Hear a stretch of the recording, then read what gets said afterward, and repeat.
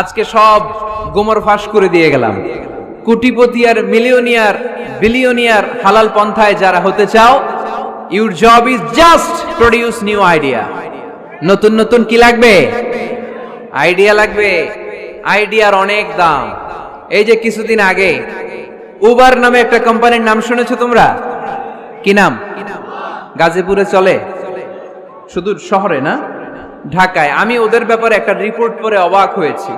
এই উবারের কোনো পুঁজিপাতি কিছু নাই, ওদের কিছু অফিস আর স্টাফ। মানুষের গাড়ি দিয়ে ওরা ব্যবসা করে। মানে কইয়ের তেল দিয়ে কি ভাজে? কই ভাজে। এটাও বুঝেন আপনারা? কইয়ের তেল দিয়ে কই ভাজা। ওরা just they launch a company and they set up some staff. Company আছে, স্টাফ আছে, আর একটা মোবাইল অ্যাপস আছে। এই মোবাইল অ্যাপস এর মধ্য দিয়ে where you intend to go, কোথায় যেতে চান লিখবেন, কোন জায়গা থেকে যেতে চান লিখবেন, গাড়ি এসে হাজির।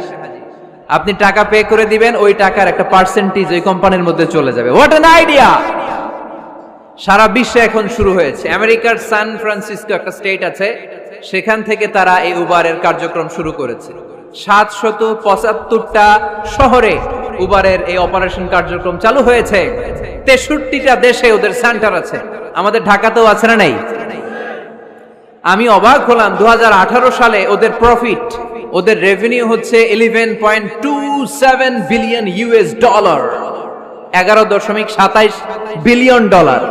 Could you imagine that? আপনি কি কল্পনা করতে পারেন? বসে বসে অন্যের গাড়ি দিয়ে, অন্যের মাল সামান দিয়ে, অন্যকে খাটিয়ে কোটি কোটি টাকার ব্যবসা। তারপরে এই যে আমাদের প্রত্যেকের একটা অ্যাকাউন্ট আছে এক জায়গায়, কি নাম? কি বুক? কি বুক? সবাই জানেন? হুজুর আপনারও আছে?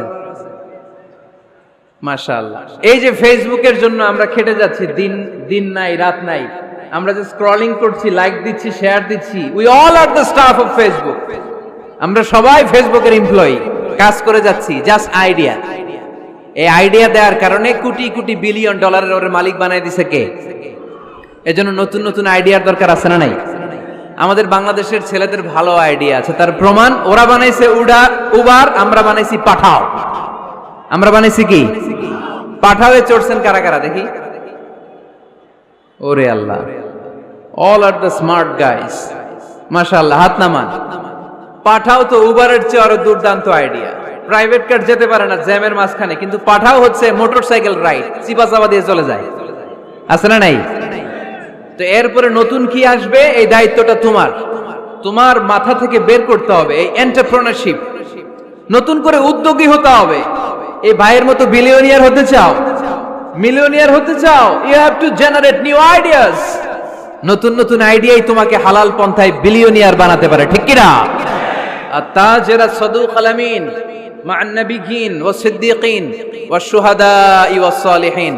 আমানতদার, সত্যবাদী ব্যবসায়ী কিয়ামতের দিন নবীদের সাথে, শহীদদের সাথে, সিদ্দীকিনদের সাথে, সৎ কর্মশীল ব্যক্তিদের সাথে দাঁড়িয়ে যাবে। চিৎকার করে পড়েন সুবহানাল্লাহ। এজন্য নতুন নতুন যত আইডিয়া আছে, এগুলো আমাদের মাথা থেকে বের করতে হবে। তাহলেই আমাদের ব্যবসায় বরকত দিবে কে? সম্মানিত সুধী, তাই বলছিলাম, আমরা নিজের পায়ে দাঁড়াতে চাই, আমরা কিছু করে দেখাতে চাই, আমরা স্বাবলম্বী হতে চাই। পরিশ্রম করতে হবে। পরিশ্রমের কোনো বিকল্প নেই। There is no alternative way to struggle. Struggle তোমাকে করতেই হবে। কেউ তোমাকে তোমার জন্য স্পেস তৈরি করে দিবে না। এই পৃথিবীতে কেউ কাউকে জায়গা দেয় না। এই পৃথিবীতে এসে জায়গা করে নিতে হয়। চিৎকার দিয়ে বলো ঠিক কিনা? হুঙ্কার দিয়ে পৃথিবীবাসীকে জানিয়ে দিতে হয় আমি এসেছি। মায়ের পেট থেকে যখন আমরা বেরোই, আমরা কি বলি? ওয়াও ওয়াও বলে নিজের অস্তিত্বের জানান দেই যে আমি এসেছি, এই পৃথিবীতে আমি জায়গা করে নিতে এসেছি। Life is not a bed of roses. এই পৃথিবী ফুলের বিছানো সজ্জা নয়। এখানে কষ্ট করতে হবে, পরিশ্রম করতে হবে, ঘাম ঝরাতে হবে। পরিশ্রমের ঘামে যে লোনা পানি থাকে, ওই লোনা পানিতে জন্ম নেয় সফলতার বীজ। এজন্য পরিশ্রম করতে হবে। সব নবীরা পরিশ্রমী ছিলেন, সব নবীরা কাজ করেছেন। সূরা জুমার এই 10 নম্বর আয়াতে আল্লাহ তাআলা আমাদেরকে মোটিভেট করে শিখাতে চেয়েছেন যে স্বাবলম্বী হও, নিজের পায়ে দাঁড়াও, কাজের সময় কাজ, নামাজের সময় নামাজ। আজকে এই স্লোগানটা এই মাহফিলের শুরুতে মাঝখানে শেষে বারবার বলে আমরা মুখস্থ করে নিয়ে যাব। কাজের সময় সবাই বলেন নাই তো, সবাই বললে তো এই প্যান্ডেল কাঁপতে শুরু করবে। কাজের সময় এইভাবে আওয়াজ করতে হবে, পারা যাবে? নামাজের সময়, কাজের সময়, নামাজের সময়, সিনেমা দেখার সময় দেখা যাবে না, কাজের সময়, নামাজের সময়, এটা মনে থাকবে, মুখস্থ করা যাবে তো? আল্লাহ রাব্বুল ইজ্জা সূরাতুল জুমার 10 নম্বর আয়াতে মূলত আমাদেরকে এই মেসেজটাই দিতে চেয়েছেন। কাজের সময় কাজ, নামাজের সময়। ফাইযা قضيت الصلاة فانتشروا في الأرض وابتغوا من فضل الله واذكروا الله كثيرا لعلكم تفلحون سبحان الله পড়েন। আল্লাহ বললেন যখন তোমাদের নামাজ শেষ হয়ে যায়, ফাইদা কুদিয়াতিস সালাতু, যখন সালাত শেষ হয়ে যায়, ফান্তাশিরু ফিল আরদি, জমিনে ছড়িয়ে পড়ো, ওয়াবতাগু মিন ফাদলিল্লাহ, আল্লাহর দেয়া ফজল তালাশ করো, রিজিক তালাশ করো, ওয়াযকুরুল্লাহা কাসীরান, আল্লাহর জিকির বেশি বেশি করো, লাআল্লাকুম তুফলিহুন, তোমাদেরকে সফল বানায়া দিবে কে? সিস্টেমটা খেয়াল করেন। ফাইদা কুদিয়াতিস সালাহ, যখন সালাত শেষ, ফান্তাশিরু ফিল আরদ, when you are done with your salah, spread out to your workplace, তোমার কাজের জায়গায় চলে যাও। নাকি মসজিদে বসে থাকবেন? নামাজ শেষে কি করতে হবে?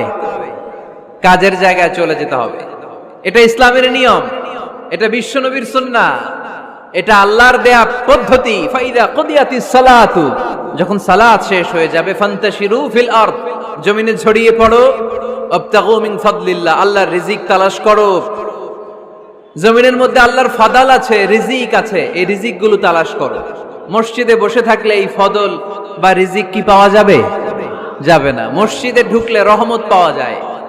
গাজীপুরের ভাইয়েরা আওয়াজ তুলে বলেন, মসজিদে ঢুকলে কি পাওয়া যায়? এজন্য মসজিদে যখন আমরা ঢুকি, কোন পা দিয়ে ঢুকি? ডান পা দিয়ে ঢুকেই আমরা বলি আল্লাহুম্মা ইফতাহলি আবওয়াবা রাহমাতিক, ও আল্লাহ, open for us the door of your mercy, আল্লাহ আমাদের জন্য আপনার সব রহমতের দরজাগুলো খুলে দেন। কারণ মসজিদে ঢুকলেই রহমত দেয় কে? আর মসজিদ থেকে যখন বের হই তখন রহমত নয়, তখন পাওয়া যায় ফদল। যে ফদলের কথা আল্লাহ ইয়াতে বললেন, ওয়াবতাগু মিন ফাদলিল্লাহ, এই ফদল মানে হচ্ছে রিজিক। তাই মসজিদ থেকে যখন বেরোই, কোন পা দিয়ে বেরোই? আর কি দোয়া পড়ি? আওয়াজ করে বলেন, আল্লাহুম্মা ইন্নী আসআলুকা মিন ফাদলিক, মানে হে আল্লাহ, আমি আপনার কাছে আপনার ফদল চাই, রিজিক চাই। দুনিয়ার কেউ রিজিক দিতে পারে না, রিজিক দিতে পারে কে? এই রিজিক আমি আপনার কাছে চাই।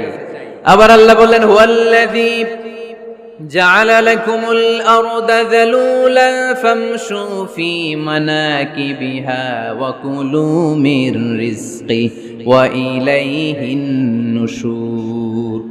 তিনি তো এমন সত্তা যিনি তোমাদের জন্য জমিনটারে বানিয়েছেন সাহালাতুল মাসালিক, সহজে হাঁটা যায়, চলা যায়, চারা বীজ রোপণ করা যায়, চাষাবাদ করা যায়। আল্লাহ বললেন, জমিনের আনাচে কানাচে ঘুরে বেড়াও, জমিনের মধ্যে তোমাদের জন্য রিজিক রেখে দিয়েছে কে? এই জমিনের সব জায়গায় রিজিক আছে। আপনি জমিনের পাহাড়ে যাবেন, পাহাড়েও রিজিক আছে। জানেন পাহাড়ে কি চাষ হয়?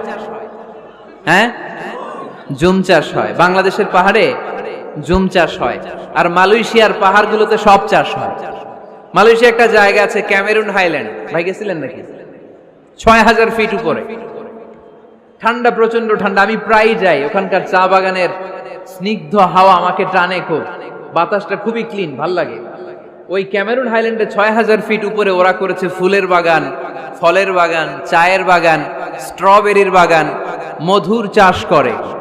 আর এই ৬,০০০ ফিট উপরে এই ভেজিটেবলস আইটেমগুলো দিয়ে তারা পুরো মালয়েশিয়ার খাদ্যদ্রব্যের যত সংকট, সব সংকট তারা দূরীভূত করেছে। সুবহানাল্লাহ পড়েন। তো ওনারা পাহাড়ের উপর চাষ করে, আর আমরা সমতল জায়গায় চাষ করতে চাই না। চাষাবাদ করতে আমাদের লজ্জা লাগে। কি লাগে? যুবক ভাইয়েরা, কাজে কোনো লজ্জা নেই। কাজে কি নেই?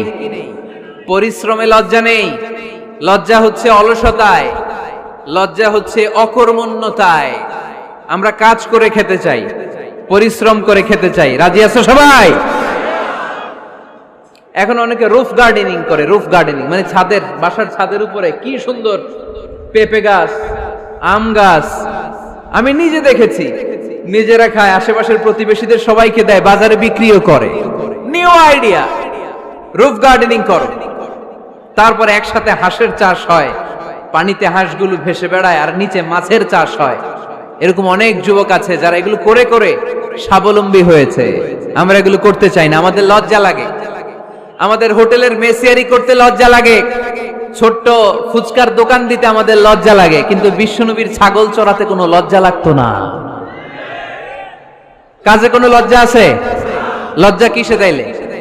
অলসতায়। আওয়াজ করে বলো, লজ্জা কিসে? অলসতা করা যাবে না। অলসতাকে আজকের প্রোগ্রাম থেকে আমরা না বলে দিব। আমরা অলসতাকে বলে দিব নো। অলসতাকে আমরা কি বলবো? নো। আমরা অলস হতে চাই না, আমরা খেটে খেতে চাই, ঘাম ঝরাতে চাই। পরিশ্রমের ঘামের লোনা পানিতে জন্ম নেয় সফলতার বীজ। আমরা